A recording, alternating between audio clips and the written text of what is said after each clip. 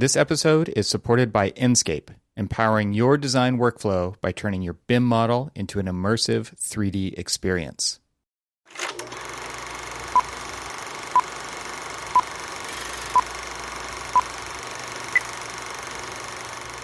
Do it. So I guess the other day I reached out to you and said, hey, do you want to listen to a free lecture from architecture lecture? What's that? I know, right? Gosh, it's been a long time. And I'm glad that they're doing them again. And I know that it was still a virtual one. And so to me, it's always still, especially like ones that are architects or work or mission is something that speaks to me. It's always like really something kind of awesome to watch, listen to, and whatnot. Yeah, it was funny. So what we're talking about, what I'm rambling on about, is the other day. Get to the point. Yeah, the other day, I had seen that the New York Architectural Society League. Sorry, the New York Architectural League has a lecture series, which they've never disappointed, and I've been to a couple of them. I think we went and watched Marlon Blackwell and a couple of other ones through there. And they're, again, always kind of fantastic. And so I saw one coming up that was about the rural studio and about sustainable and affordable housing, which to me, just to see the evolution of the rural studio, or just anything on the rural studio, of course, I'm going to run to watch and listen in. And so, I sent it off to you. I sent it off to a couple of other people, and you had noted that people were like, "Hello from Saskatchewan." Cormac Phelan here from Huntington Beach, California. And so it was just like, yeah. And so people who were following the link that I sent them were saying, "Greetings from Huntington Beach," or there's they're like so many, there's popping up in the chat. Cormac Phelans all across the country watching this thing. Greetings from Baltimore, and they're like, "Yeah, I'm not any of those places. I'm right here in good old Bethesda, Maryland." Yeah.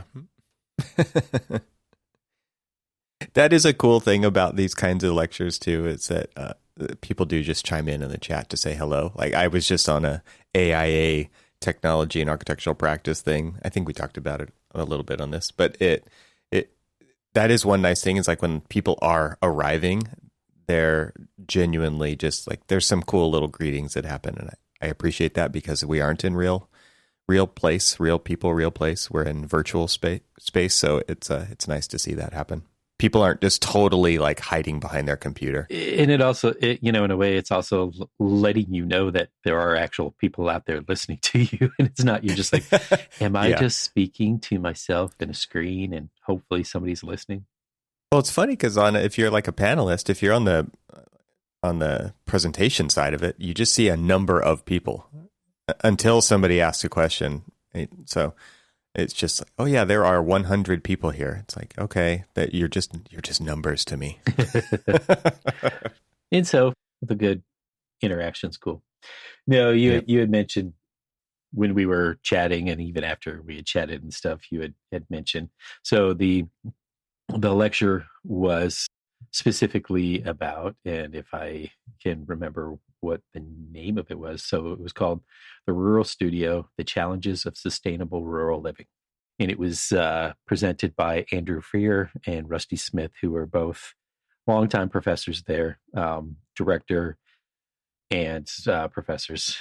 And it's so interesting because, I knew both of them early in their career. Both of them arrived at Auburn when on my, second return to being a student. And it's so funny to see Andrew.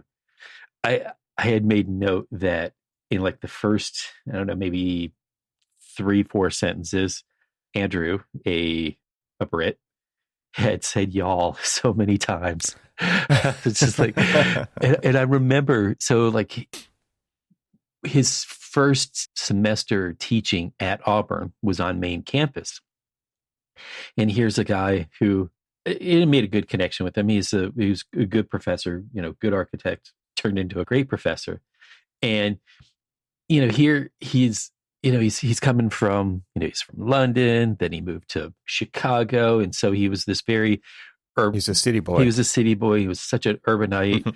He I won't say that he kind of like looked down at like being a professor at a, kind of like an Alabama college, but it was definitely out of his element of the time. Fish out of water. Yeah. And it's so funny to see him now, because though his accent is different from like the accent of other people who live in Hale County, it's still, he's a rural boy now. Yeah, right. He definitely has embraced the life of being a architectural professor in a rural setting for people who want to do good in the world of architecture. And it's just so amazing to kind of like see his transition, because he was even commenting about, it's like, oh, I hate Zoom. And, and he was just like fumbling around in the technology and stuff like that. And I'm like, I hope you all can hear me, or something it's just like that. I was just like, has he really become that much of a Luddite from like this this kind of like prim, proper urban architect to like this damn city folk making me get on this damn contraption? Hello? Can you hear me? Can you hear me? Is this thing on? It's just like, wow, Andrew, like the evolution of not only him as an architect, but him as a human. It's just interesting to see from a perspective of somebody who saw him when there was no gray hair, when, there were no like bags under his eyes. There were no, it was just this, Is this a good transformation or a bad one? No, it's not even, it's not good, bad, or indifferent. It's just, it's somebody who lives and loves what he does, and the mileage shows a little bit, but it's still just, it's very much to me, his transformation reminds me of the rural studios transformation.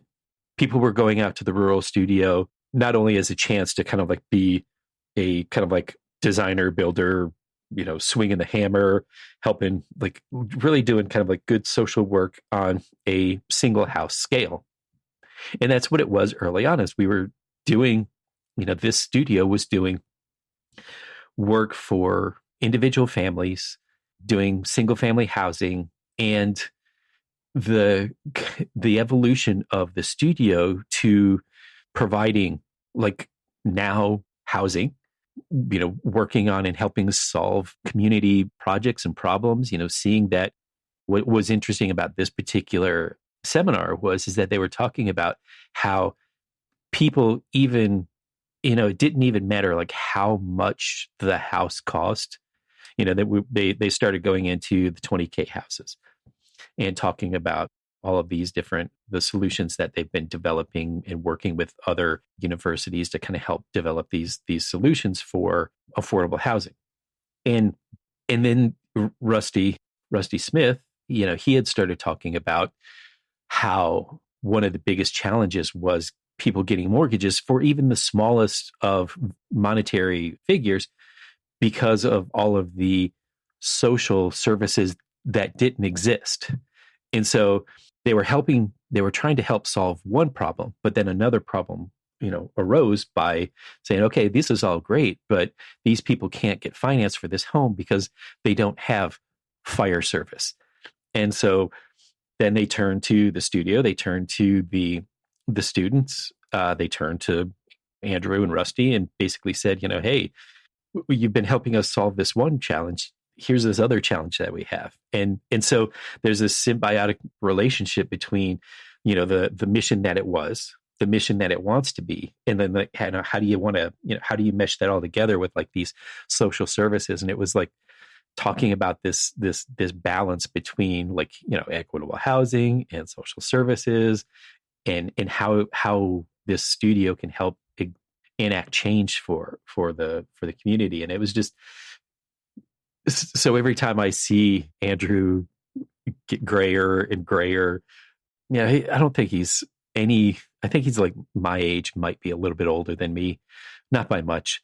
And, it's just so funny to like, when I met him in my late 20s, I met him in my late 20s, and here I am about to hit 52, and to just see that evolution, the mileage on him but the transformation professionally reflects the transformation of that studio and all of the great work that they've done out there, and all the great work that he and Rusty have done out there to like really advance this to not just be, there was a time when, people were just going out there because it was a change. Then there were people who were going out there because it was a resume builder kind of thing.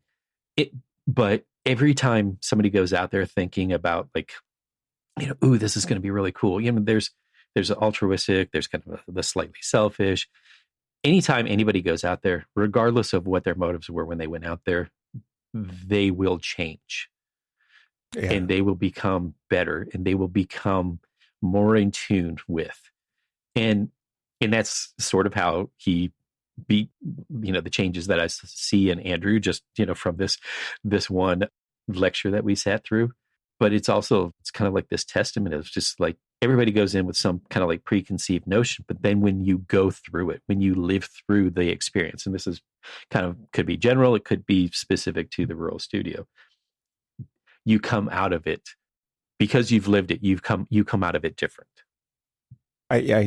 This is a lot like community service on many levels, or mission trips for church youth groups, and everybody goes. And I think architecture doesn't necessarily fall into this category so cleanly. I think what we're talking about here is the anomaly, because I think architects generally do go in to change things, but not be changed, right? And I think it might happen on small ways on projects when you're working with particular clients or groups.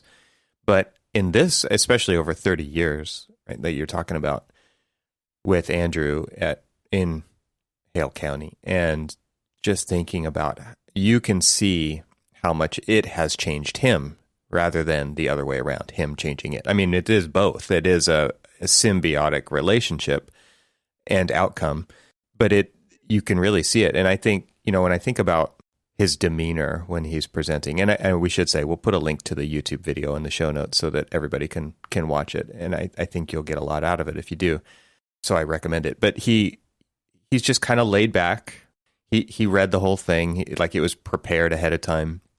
And to me, it looked like this is the best I can do right now on many levels, which I think we can all doesn't it somewhat reflect like the times we're living in right now? I totally think it does. And I also think it, the way he started off the presentation, and he's living there, I'm sure, a lot of the time. And he talked about just kind of setting the tone of what it's like to live in that area and what rural means. And he kind of states all the statistics up front in the presentation.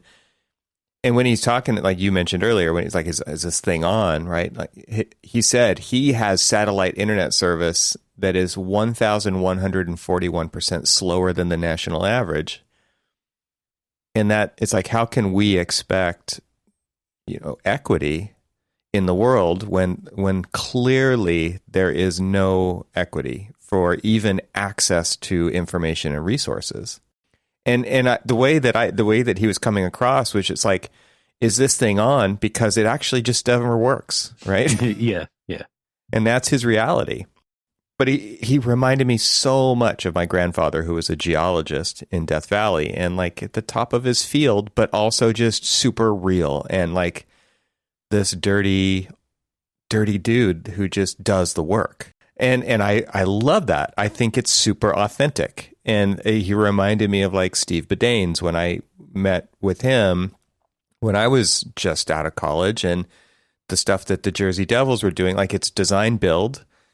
Like you get out there and you swing the hammer and you pour the concrete and you teach people how to do that so that they can teach other people how to do that, and they can have a hand in the process and ownership and all of those things and make a real difference through understanding, like learning by doing at the most, basic level. But I just felt like they talked a little bit about rural studio perhaps being misnamed or something at the beginning. I can't remember the actual words they said. Do you remember? Yeah. I remember. It was something. I remember, but I don't remember exactly what they were. Yeah. I mean, but I was just thinking, man, it's real studio. Like it's. Yeah. because they were talking about the difference between rural and urban, and shifting project types, and they felt like they kind of boxed them in or something like that. But they're very real. Like, and that's what I appreciate the most about it. And every time I do see something coming out of this crew, this group, the school, I always feel like they're doing the real work. They're doing something that I wish more architects would get involved in. They actually are changing the world, and they're not just going from one elite client to the next, right?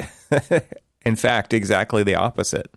They're going to people who, not only would they ever imagine having anything designed by an architect, and that's why there's a quote from the Citizen Architect movie, and I'm going to butcher it, but it's where Jay Sanders is sitting there and he's talking to someone, and this guy, I think it's Peanut, and he's talking to Peanut, and he's like, you guys aren't out, you guys aren't out here to help us. You guys are out here to learn, right. So that you can, basically go and work for these elite clients and stuff. And what's interesting about that, and so like later on in the movie, you even see this transformation of Peanut's impression of the students because he's now been immersed in the rural studio, and he now sees that it's out there to do good. It's out there to really make a difference to people who would otherwise never have access to an architect. And so that's why I always like flock to try to get to these lectures or these movies, or just, like keeping in touch with what's going on in the rural studio, just to really kind of like see how the architects that are being created at the rural studio in places like this, because there are other places that are popping up, throughout, that are doing these kind of like design build, more mission driven type studios. And so it's kind of great. And funny enough, there's a lot of either people who had rural studio envy, and that's a harsh way of explaining it. And I apologize to all of those people that I may have trivialized it that way, or they were part of the rural studio that branched out and went to other places and got involved with it.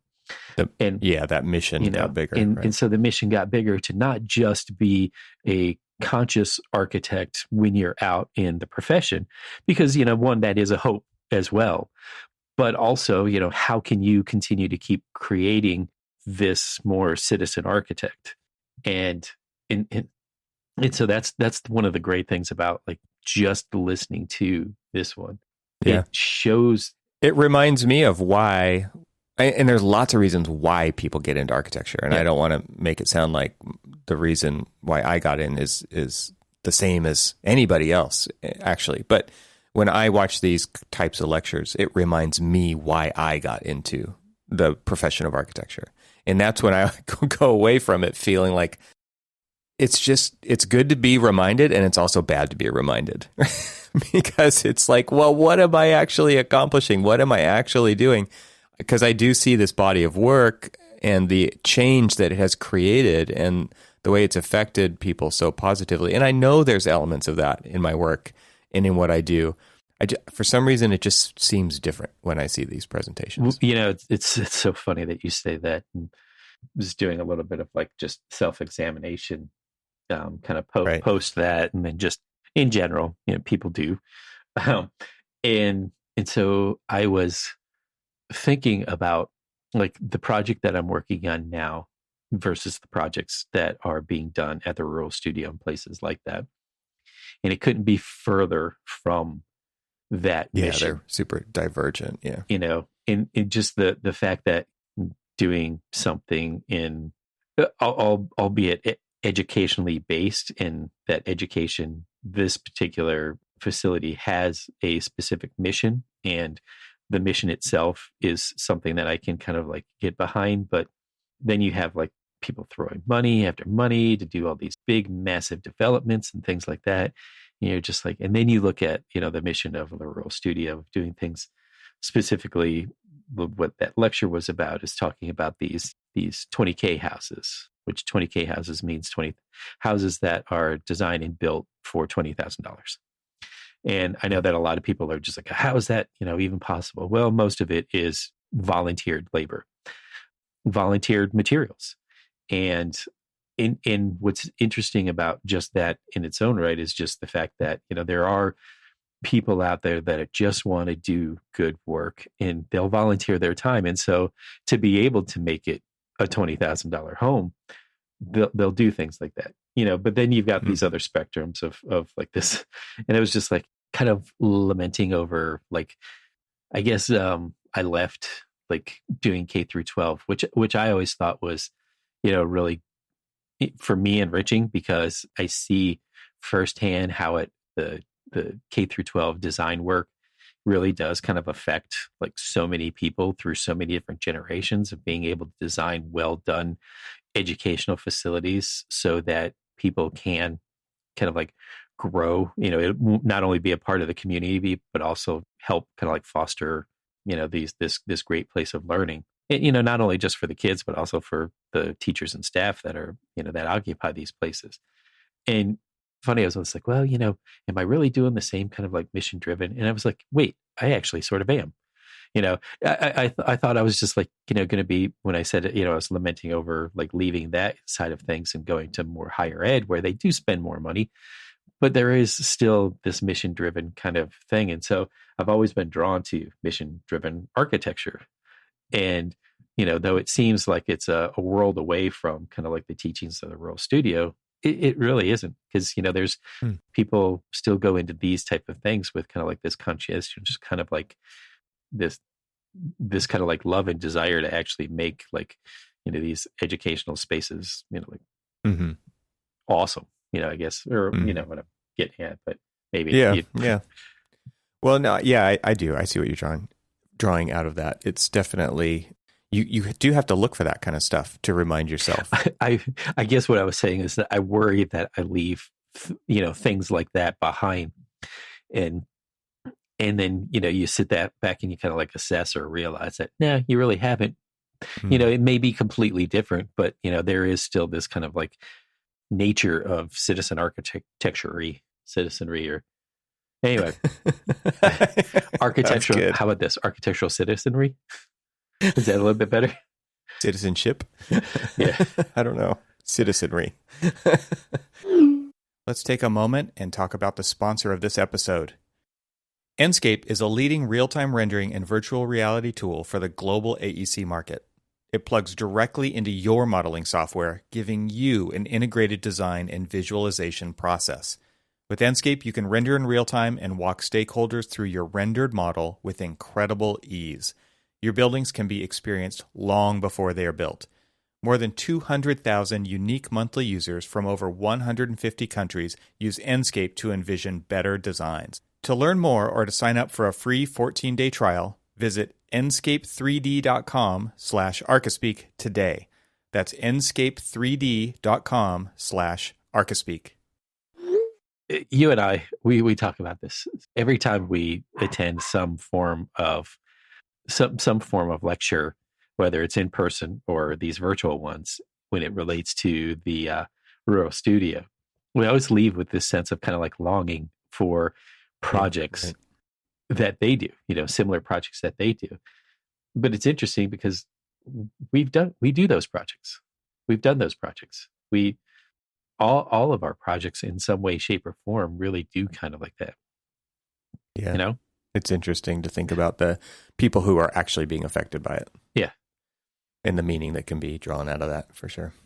I think one of the interesting things about the presentation is he kind of went through the history of projects, not fully encompassed, but projects that they have done over the years, and then kind of handed the presentation over to Rusty, who then, for the second half of the presentation, really did talk about the 20K house and the variations on it and the partnerships that they've created for the R&D.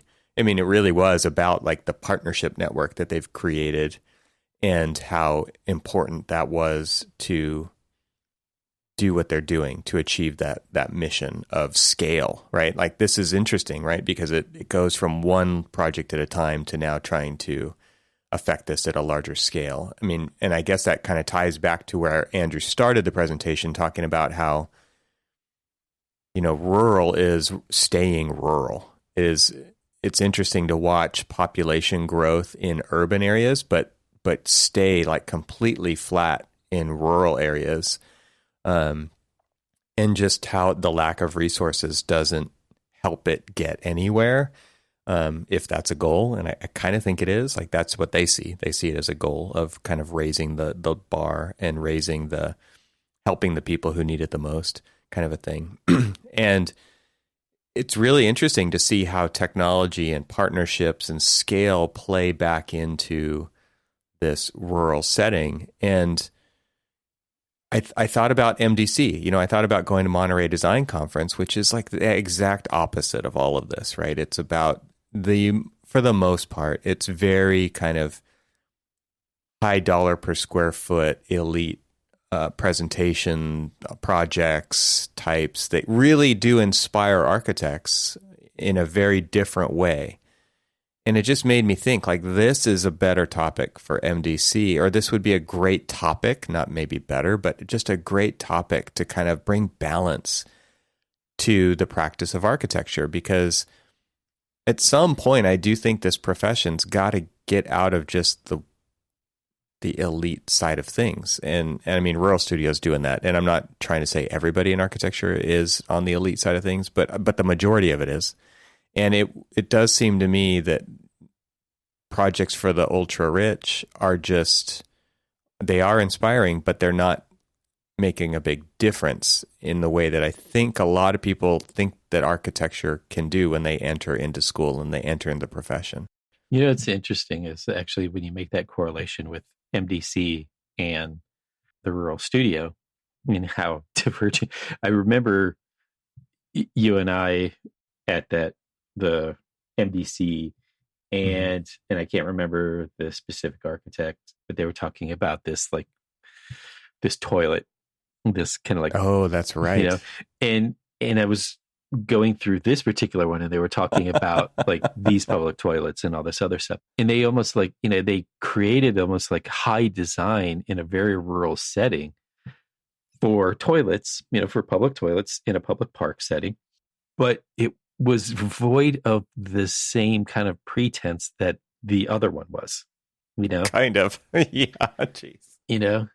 I say kind of in air quotes, right? Because like it was a toilet in a glass box in a garden surrounded by this organic wall. It was just like but talk about a different experience. But both of them were created for these kind of that was a great presentation. I remember that. It was, and I loved it. And actually, God, I wish I could remember who gave the presentation. We probably covered it in a past episode. If I find it, I'll put a link. Yeah, we probably did. But but again, what was interesting about it though is just like here are two different responses for the same issue, same function, but in two completely different manners. And one is so very kind of like public access, and then one is like very super private. The previous private. Interesting. I didn't even think of that. Wow, what a range. Yeah. Anyway. And what is interesting about it is that, of the range of the projects that they have, they've done a park that's got baseball fields and everything else, because it was, think about all of these different communities. Like, to me, I was looking at it as I was kind of like, as the conversation was going on, and Andrew was talking about like, rural versus urban, and there's a lot of draw to urban, and there's a lot of draw to kind of like these more rural areas and stuff, and one of the worries that people have, I've heard, criticisms like, oh, you're just going to change the nature of country rural living, with all of these kind of like crazy architectural ideas and all of this other stuff. And they haven't. They do come up with these crazy architectural ideas. They try to like integrate it into the fabric of rural living, and nothing really changes about the rural living other than the facilities that were there that went away are now back. And so now there's an enrichment of services, but there isn't a change in the way that they live. just because they now have a fire station, or just now they have a YMCA, other than the fact that, now kids have a place to go that's covered and sheltered and protected. And, they can go and play at the YMCA or at the baseball fields or, this nature park or the zoo or all of these things that they've been able to bring to them that, again, starts talking about that social equality that like urban areas have, and if you think about it, going all the way back to, his comment about internet equality or sorry, it was kind of, he was talking about his internet, but he was talking about equality, access equality, and access to resources. As much as you can again draw that parallel of Andrew's internet to the rural studio and its effects on that city, because now that city, that town, that county, and now 25 miles outside of that, of the center point of the rural studio, they're enacting this access to resources, access to equality through just these now community-based projects that they're doing, which is architectural kind of interventions to make that possible, right? Because we started the lecture off talking about how, like, basically, if 100 and some odd people live there, why would the city, the county, the state, the federal government spend money on a place that has just over 100 people living there? So few. When, they've got towns of 100,000, a couple million that, need those services. And so they go where the people are. And so they leave people like rural communities behind. And to be able to have places like this, to be able to kind of like create these, we want to call them interventions. Yeah. I mean, but they're just there's tons of opportunity there, right? For anybody who's willing to raise their hand and say, I'll do that. Yeah. Cause it isn't going to get you any glory to do it, right? You have to do it for the right reasons, but those opportunities are there. I think that's one of the things that I think Rusty kind of ended the presentation with, through the prompting of, who was moderating it again? I had her name in the top of my head, and then it was gone. Yeah, Julie. Yeah. So she asked if, I can't remember what she actually asked. I think it was just kind of like final thoughts. But I think one of the things that Rusty said was, wherever you find yourself, there is a lifetime of work to be done, and do the work. Yeah. Yeah. That's interesting, right? I think one of the things that I see in our profession is everybody who I've kind of identified with, I think on the technology side at least, is very much hungry for more and not satisfied with where we are, knowing that we can be doing so much better. And that's absolutely true. And we also see, people moving around from firm to firm, curating their portfolios and bigger and better projects, in air quotes, because, I think it kind of gets back to the elite commentary, which is just like, yeah, they look great in your portfolio. And then it's just like, what's next? And your eyes get bigger and you want more and you want to work on a better project for, I don't know what better means in this context, but it's amazing to think that like how much opportunity there is out there. And I think this is the feeling I go away from a lecture like this, or watching Citizen Architect, or, we've had this conversation previously with a guest on the show about Rural Studio. And it's just, there is meaningful opportunity to change people's lives for the better with what you already know. And wherever you find yourself, there is a lifetime of work right there to be done. And it's just like, can we be content enough to do that? Because I think we're fighting that side of things for more all the time, for bigger, for better. And again, like those weird words to use, but like everybody, that we live in a consumer-based society and consumption of more and quote unquote better and needing new things and all of that is very real. I mean, that is basic human nature, it seems like. And the opposite is kind of having the contentment of realizing that there's a lifetime of work to be done in the smallest places that need it the most, but still being kind of content enough to sit there and do it and to put the time in. Yeah. I don't even know where to go from there, because I don't know where to go from there either, because I think that's where like that self-reflection really came in for me. It's like, if I saw a billboard, that said, wherever you find yourself, there's a lifetime of work to be done, do the work, like that, I would hope would get some eyeballs on it, but I kind of fear that it wouldn't.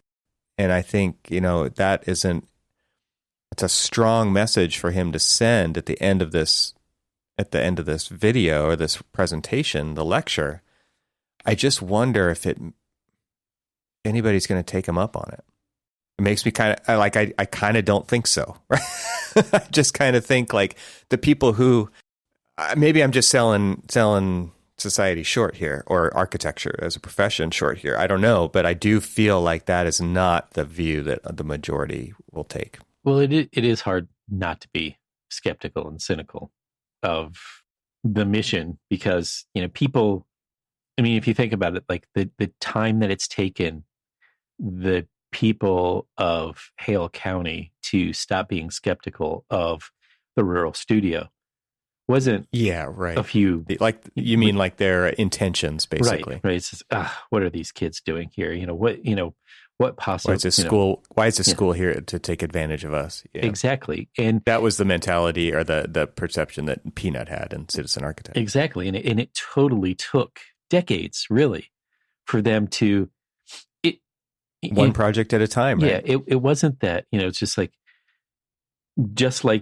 Peanut, just like Andrew, just like all of the people who are involved with the rural studio on long term, it takes a while for that essence to kind of like rub off on you. And I think that's kind of what I'm getting to, though, is that it takes time and people aren't willing to spend it. Right.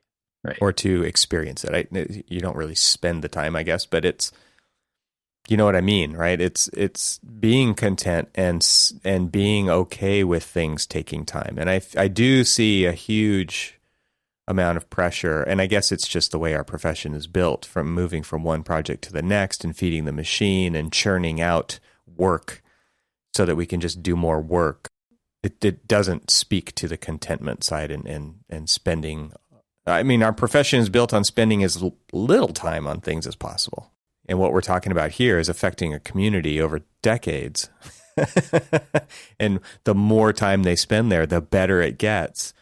It's just interesting how, like, capitalism rewards, in air quotes, the, performance. It's just do less for more money. Well, so, back to this kind of like parting words of Rusty's, and that kind of like, I guess, almost an intuitive skepticism or inherent skepticism. You hear that, sure, kind of thing, like, okay, whatever. And the thing is that, we're to your last comment about capitalism rewarding whatever, it seems to, like, reward the people who are kind of like quick on it. Efficiency, productivity. Exactly. Fast movers. Rather than the slow moving, kind of like, let's do this right. Let's, methodical. Like, towns don't, like, if you think about it, some of the most successful towns that you've ever visited are things that have taken so much time to develop and grow and become a community. It didn't just happen overnight. So like the biggest skepticism of like all of these planned communities that pop up just like that, it reminds me of Arrested Development's name of their housing tract, right? It was Sudden Valley. And so your that kind of like thought of capitalism is that kind of like happen overnight kind of thing. Is if it doesn't happen overnight, then you're not a success in capitalism, big air quotes there kind of thing, versus the slow burning. So when you go back to that comment about there's a lifetime of work there, kind of comment, it's because it takes a lifetime to enact real honest to goodness change, real honest to goodness connection. It's like patience, right? It takes patience. I mean, when you say it takes a lifetime, who wants to sign up for that? I don't know, man. That's a big commitment. Well, so it was. I don't necessarily think they planned it out like that ahead of time. Maybe they thought about that, but I don't know. I wonder. I don't know where we end this now. How long has it been since you've actually bought a book, like an architectural book? Oh, a while.